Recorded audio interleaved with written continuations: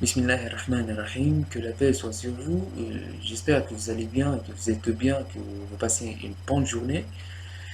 Nous voilà, on est arrivé en termes de jugement, mais d'abord permettez-moi de faire un petit rappel de ce qu'on a vu la dernière fois, c'est-à-dire les mesures d'instruction. On a dit que ce sont des mesures ordonnées par le tribunal, soit à la demande de l'une des parties ou bien d'office. C'est-à-dire ces mesures sont faites pour que un juge reçoit des éclaircissements sur l'affaire qui est entre ses mains. Aussi bien, on a signalé que le juge peut ordonner, c'est-à-dire le droit d'ordonner certaines mesures, c'est-à-dire d'instruction, à savoir l'expertise, la visite des lieux, la vérification d'écriture, l'enquête et autres mesures, c'est-à-dire autres mesures relatives au mode de preuve. Euh, Bien sûr, on s'est arrêté là la dernière fois. Euh, Si vous vous rappelez bien, bien sûr qu'on a dit, voilà, il y a deux autres modes c'est-à-dire de preuve, à savoir le faux incident et le serment. Voilà, le faux incident qui est un moyen de défense peut être évoqué en tout état de cause, même au cours d'appel. Ce moyen peut, c'est-à-dire qu'on peut l'évoquer d'office, mais plutôt généralement, c'est-à-dire la partie c'était concernée qui le soulève. Euh, voilà, à cet égard, quand on parle c'est-à-dire de faux incident, là, c'est-à-dire par la déclaration de faux incident, c'est-à-dire l'action se transfère directement au procureur de roi et la loi pénale se met en œuvre dans ce cas. Bien sûr, pour le deuxième mode de preuve, il y a le serment. Comme vous savez, le serment, on peut le définir comme étant une déclaration de la personne c'est-à-dire en prenant un témoin de Dieu. Voilà, c'est-à-dire, ce serment se subdivise en deux, bien sûr, en lui-même. C'est-à-dire, il y a ce qu'on appelle le serment décisoire, et il y a aussi c'est-à-dire le serment supplétoire. C'est-à-dire, quand une décision euh, décisoire, c'est-à-dire quand il s'agit d'un demandeur, ou bien un demandeur qui n'a pas pu apporter des arguments, ou bien la preuve, alors dans ce cas, le défendeur se trouve obligé de prêter serment. Et le serment, voilà, dans ce cas, on n'aura plus de recours.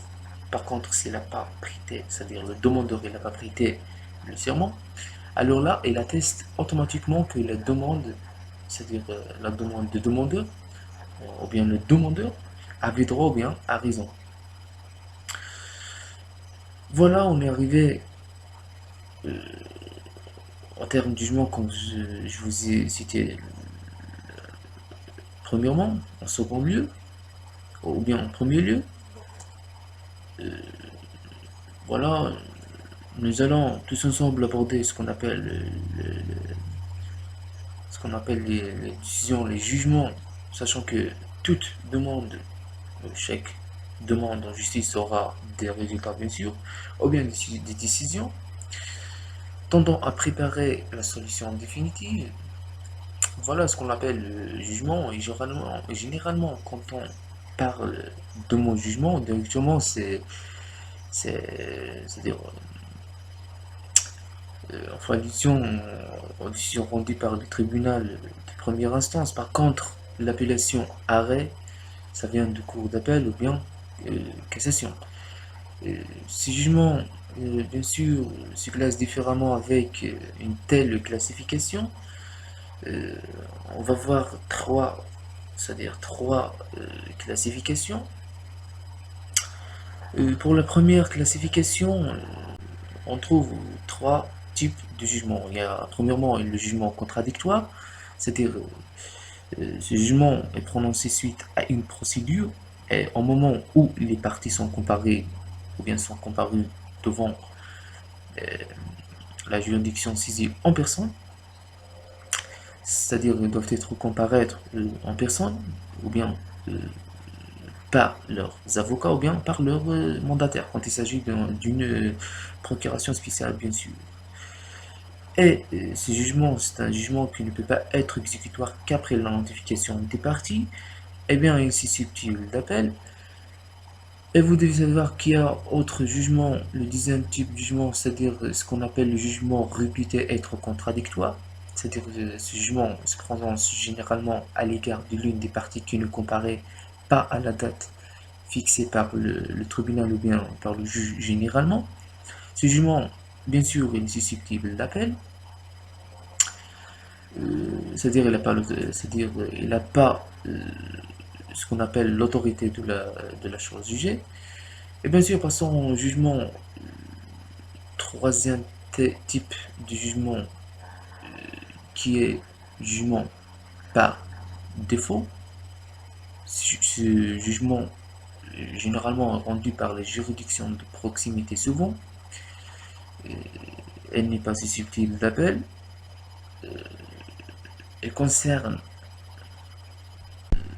les défendeurs qui ne comparaissent pas au jour fixé par le tribunal aussi. Et voilà, passons aux deuxième classification. Dans cette classification-là, on trouve deux types de jugements. Le premier type, ou bien ce qu'on appelle le jugement avant dire droit. Le deuxième type, ce qu'on appelle le jugement définitif.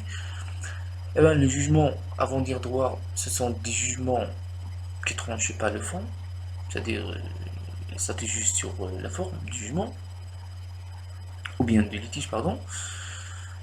Voilà, et ici on ne trouve pas d'appel, c'est-à-dire il n'est pas susceptible, c'est-à-dire on ne parle pas d'appel ici, c'est-à-dire il n'y a pas de voie de recours.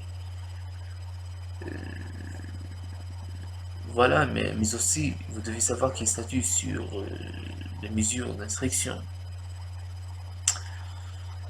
Pour l'autre jugement qui est définitif, voilà, ce jugement-là, il tranche le fond de droit, il tranche définitivement la contestation quand il s'agit d'une contestation, et vous devez savoir qu'il y a euh, ce qu'on appelle une autorité de la chose jugée, c'est-à-dire là l'autorité de la chose jugée, c'est-à-dire il y a une interdiction de toute voie de recours.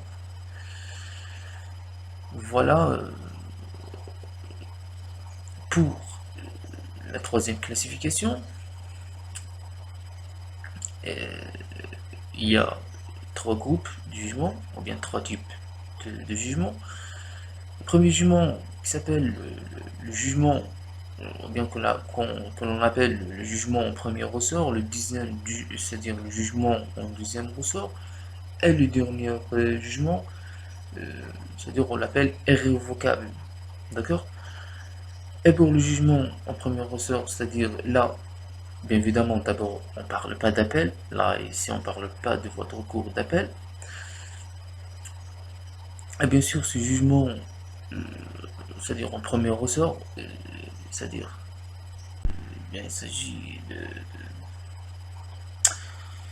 des jugements rendus par le tribunal de première instance, dont la valeur des demandes, bien sûr, c'est-à-dire, ne doivent pas dépasser une valeur, c'est-à-dire de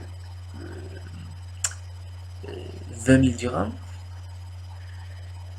Mais le jugement en deuxième ressort, bien, ce qu'on appelle, c'est-à-dire devient cette appellation de jugement en deuxième ressort, c'est-à-dire les jugements de premier ressort, elles vont être transférés à une deuxième juridiction. Voilà, c'est pourquoi ils sont appelés en jugement en deuxième ressort. Et voilà, vous devez savoir aussi si la valeur ne dépasse pas 20 000 dirhams, c'est-à-dire le tribunal de première instance a le droit de statuer en en premier ressort que en deuxième ressort. C'est-à-dire que il a le droit de statuer en premier ressort et en deuxième ressort en même temps. Enfin, il y a le jugement irrévocable, c'est-à-dire c'est-à-dire juridiquement, le, elle, c'est-à-dire ce jugement, elle décisit le juge et aussi il a l'autorité de la chose jugée, comme je vous disais tout à l'heure, dès son prononcé, c'est-à-dire dès son prononcé, il a une autorité de la chose jugée, c'est-à-dire un type d'interdiction de toute voie de recours, c'est-à-dire ni voie de recours ordinaire, ni extraordinaire, c'est-à-dire ni opposition, ni appel, ni cassation, ni autre. Et voilà pour ces jugements, c'est-à-dire pour qu'on puisse parler de ces jugements, euh, ou bien pour qu'on puisse de, c'est-à-dire la régularité de ces jugements, euh, on doit parler de certaines conditions, c'est-à-dire conditions de fond et conditions de forme.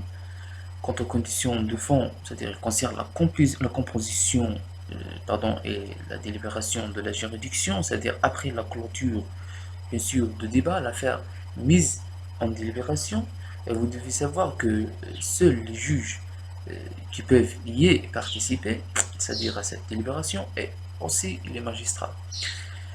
Vous devez savoir aussi qu'il doit, c'est-à-dire ce nombre de magistrats et ce nombre de juges, ils doivent être en nombre légal.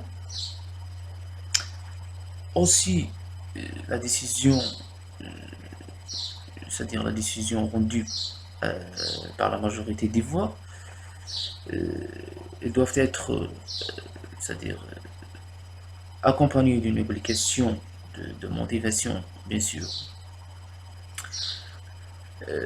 Voilà, quant aux conditions de forme, c'est-à-dire il intéresse ces conditions, c'est-à-dire il intéresse le contenu et la forme du jugement. Et vous pouvez aller voir l'article 50 de Code de procédure civile, c'est-à-dire il doit y avoir certaines conditions. Euh, voilà, c'est-à-dire tout jugement doit contenir, euh, euh, c'est-à-dire certaines formalités. Et bien sûr, à savoir le nom du greffier, le nom du juge qui a rendu ce jugement, la conclusion et les moyens des parties, et bien sûr les parties, les mandataires quand il s'agit d'une procuration spéciale, bien sûr, euh, avec, avec les dates et la signature. C'est une obligation ferme, c'est-à-dire de mentionner les dates et la signature. Et comme vous savez, dans tout jugement, c'est-à-dire rendu par une telle juridiction euh, euh,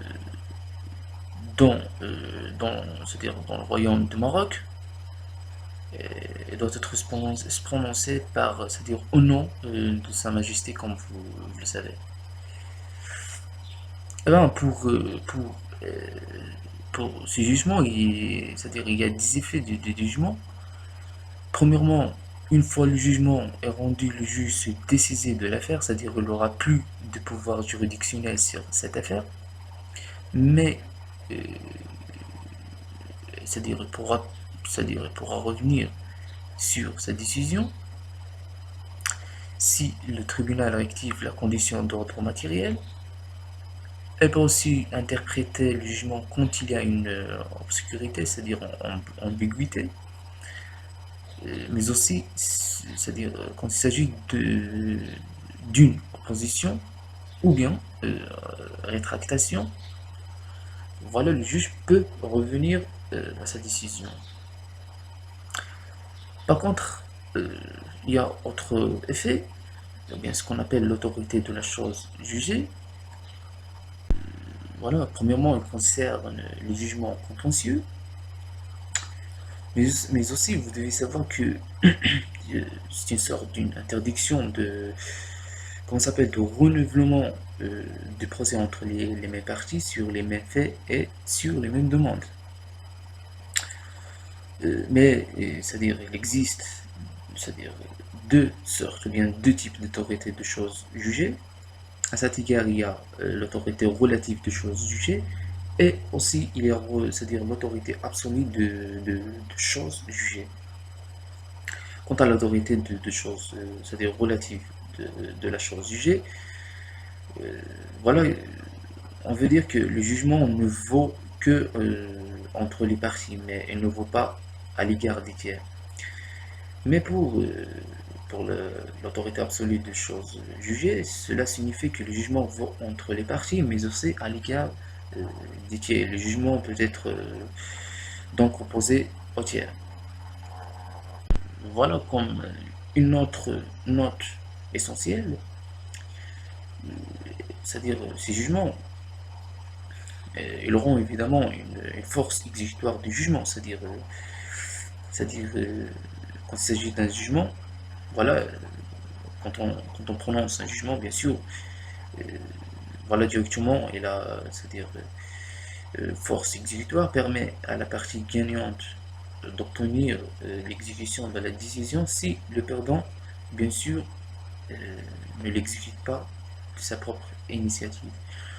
Voilà, je vous donne rendez-vous la séance prochaine, Inch'Allah, parce que là, euh, on est arrivé à la fin de la séance. Et euh, je vous souhaite de bonnes chances, Inch'Allah, dans vos jours. Et salam alaikum wa rahmatullahi wa barakatuh.